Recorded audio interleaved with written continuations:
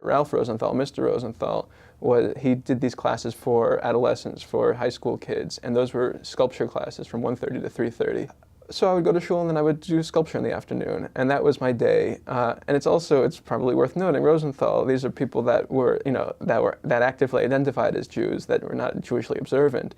But like, I've always thought about, there's a certain type of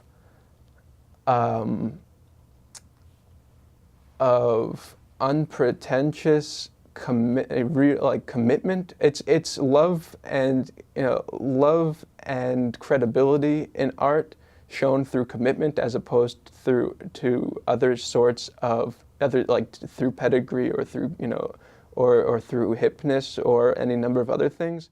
And you would earn a type of liberty in that class to try new things once you understood the basics. You could do things that are further out once you master the basics.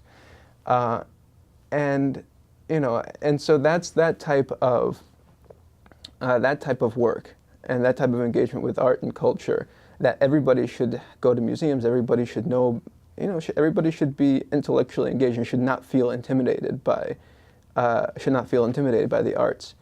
I see that as kind of a legacy of some of the Jewish people in my life, and of my parents also. Of my father, who learned how to sculpt early on too, when he was a union organizer, and learned how to sculpt from another, from this guy who taught sculpture through the International Ladies Garment Workers Union, Arturo Sofo.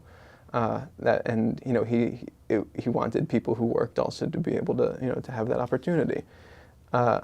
And so that's what I see there as being kind of a nexus of my Jewish identity and my interest in the arts.